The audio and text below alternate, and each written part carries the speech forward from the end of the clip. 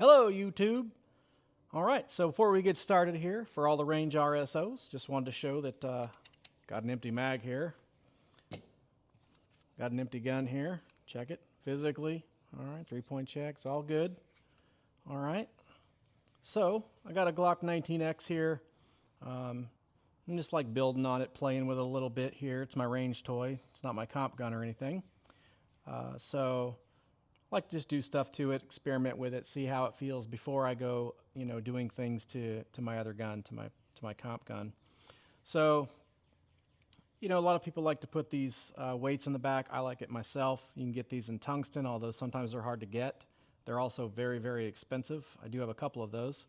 But for this purpose, I got the Ben Stoeger Pro Shop version here, the little brass guy right here. And this is what it looks like when you get it from the shop here. So it's got the little screw hole in there for the back of the Glock for the handle. And you just, of course, slide this up in there, up in the back of that pistol grip here. And off you are to the races there. So anyway, I took this thing and I threw it in my vise. So I just had the vise, right across here, a vise jaw. And set it up where I wanted to cut it, right on the vise jaws. So then I took my little trusty dusty vibrate your hand to death machine, and I'd run that right down the jaws of the vise to take off that top part. So worked really well, came right off, no problem, very easy. So leaves you with this little bit of extra material here, but we don't need that now. So get rid of that. All right, Magwell. So I didn't want to cut a bunch of material off of this. You want to have as much weight retained as possible. So I cut it down just barely enough, which means that you've got to modify your Magwell as well. So I took my little $100 Magwell here and just grinded the heck out of it. So of course got a couple little boo-boos here. Got a little too close to the wheel because I was just messing around in a hurry, I guess. I don't know. And anyways, cut this down until it fit in there, so that now it fits in there with the brass plug. So, and the brass plug won't move around or anything like that in there. So then, put it back in, screw it on, and off to the races, like I said. So, reason why I do this, not necessarily for looks or for performance or anything. Although I think it helps a little bit for performance, though I would have preferred that they didn't have these grooves in here. I wish that would have been smooth. That would have been a lot nicer if they'd have made this all smooth in here. Maybe one day I'll get the Dremel out and we'll Dremel the heck out of it. So for this purpose, though, it'll work just fine. It's mostly just so that I don't bang this up anymore. I've started beating this handle up here, so just wanted something to kind of protect that plastic, slamming these mags in there, at all kinds of different angles. Practicing. So take this brass plug here and just shove it right up in the butt there. Just push that in, and then we'll go ahead and put my RMR to the test here. Well, I guess not really the RMR. I've got the Radiant Arms little Guardian here in front of it, and actually I've got their base plate here as well.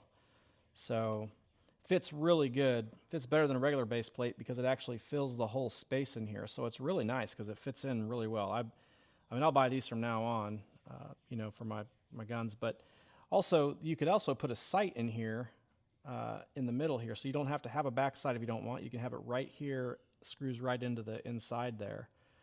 But I didn't go for that. I just opted to keep it the way it is because I already have some Trijicon, tritium night sights in here, so I didn't want to mess with that. Of course, I got the Radiant Arms comp and barrel and all that business, and the Surefire light. So, so with that, we got the butt plug in, and then I'm going to take this and just go ahead and put my thing on my hand grip on here. And like I said, we're going to test it out. So we're going to pound on it a little bit, and we're just going to kind of push that butt plug in there until it seats in there good. Sits in there nice and tight. Yeah. All right. So got that down in there. We'll just give it a look here. Looks like it's almost perfectly lined up. So I'll just give it a little tappy. And looks like we got it lined up perfectly. So we'll go ahead and get that screw in there. Now this screw is a little bit different than the regular push-ins, or a regular, I guess, plug screw that just goes in there. You know, it's actually got the flat head on it instead of it just being, you know, a little plug. It's got a flat head, and when it screws in, it actually pulls the front of this down against the handle here with this lip. So I went ahead and used this and kept this screw because it does help out keeping that front from moving around because it pulls it up against the inside of the pistol grip there. So, and get my little fix-it sticks out here. I love this little ratchet T-handle. And just as a side note here, so I got this little thing here, and all this fits together in here. So you can just, you know, throw this, take that out, but you just fit this in here, and it just comes like this. So you get a bunch of little screwdrivers, you know, heads and Torx heads and all that stuff. And you got your little ratchet T-handle here, and then you got the other end of the part of the T here. So just kind of comes out and pops in, and you put your other piece in there. And the funny thing is I bought this a long time ago. It's the whole kit, and it has the T-handle in here, but it's not ratcheting. Got a couple of these, you know, these Torx bits here, just the all-purpose ones. I didn't get the ones that click for a single pressure, and for my purposes they work pretty good. So figured I got these two. It kind of covered most of the ranges that I needed.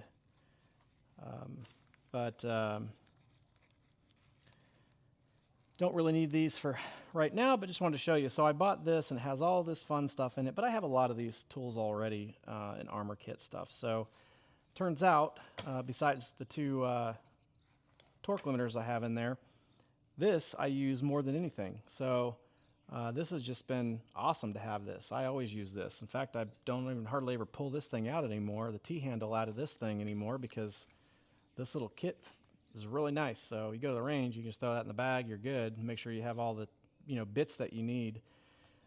You're pretty solid. So anyway, back to the task at hand here. So I'm going to go ahead and take my little thing here, my little fix-it sticks deal here. Put this back in. I don't need the long one actually. Just pop that in there. Flick my little lever here, and then just start screwing this guy in.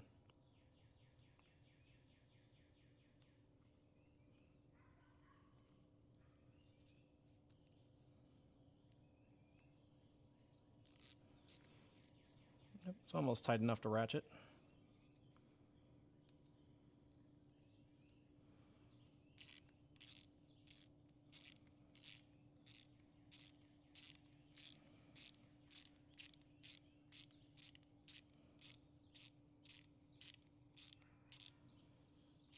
I just kind of ratchet it until it kind of gets in there to flatten out with the grip here, and that works out for me. All right, and there we go. That's it. So you can still use your grip. It's nice and solid, or your Magwell. It's nice and solid. You know, got my little boo-boos there. That's okay. Gives it character. And that's it. So works pretty good. Just protects the bottom of my you know, grip here. So in the Magwell.